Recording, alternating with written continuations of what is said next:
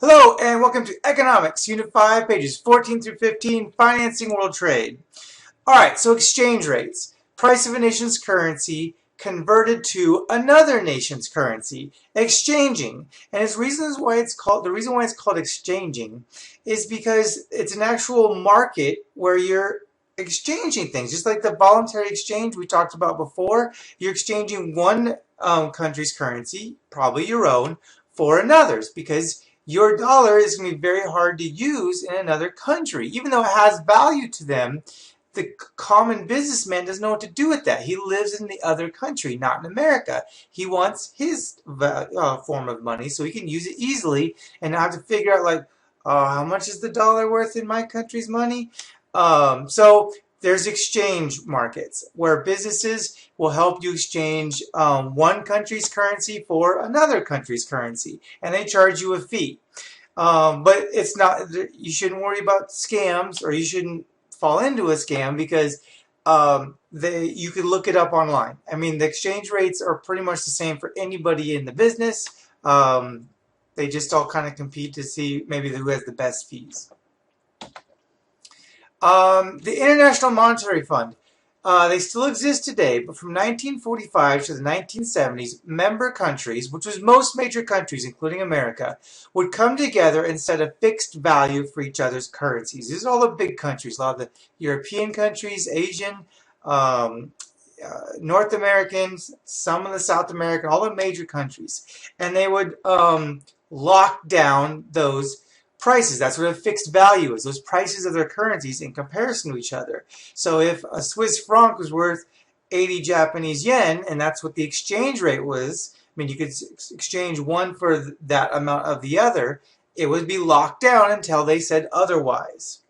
And sometimes they would increase the value of something, and sometimes they would devalue it and actually reduce the price of the currency. And that's lowering a currency's value in relation to another's currencies by government order. So they might reduce one or both in this case, or like I showed on the screen. But devaluation is when the government orders the lowering of the currency. But they no longer do that anymore. Now that doesn't happen anymore for currencies. Now they just offer monetary advice and financial aid and loans to countries. Now we have flexible exchange rates. I mean, supply and demand set prices of currencies. So if a lot of people want an American dollar right now, then it might appreciate and actually grow in value. Or if everyone thinks that America is about to go through a shaky economic time, maybe they think the value will drop. They might start selling American dollars and or exchanging those American dollars for other forms of money, like Chinese yuan, that's the major form of money that's competing with America other than the euro. And in that case, the dollar could actually depreciate and drop in value. But the difference between depreciate and devalue is depreciate, it happens as a result of forces of supply and demand, not government order. No government can force depreciation. Balance of trade. So how to balance this increasing and decreasing of money, the money's value.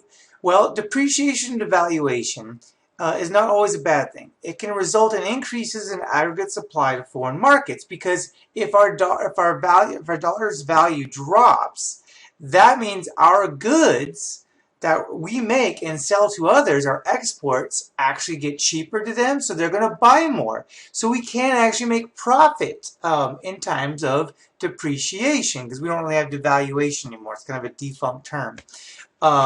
So as the value drops of the dollar, the value of the things we're selling drops, but in dollar terms. But it might be a high demand product. Like iPhones do really well outside of America, just like they do in America. So the volume of iPhones might increase. However, at the same time, because our dollar is weaker, it makes foreign goods more expensive. So while an iPhone just to another country value might drop and their business might start doing well because they're going to sell more and that'll make up for the fact that they're not getting as much money for their products in a world sense, us, the consumers, are going to suffer a little bit because we are going to be paying more for things. Like if we don't want an iPhone, we want a Samsung. If the dollar drops, those things we want from other countries are going to get more expensive. And that's it. If you have any questions, let me know. And if you don't, then you can move on to the next video.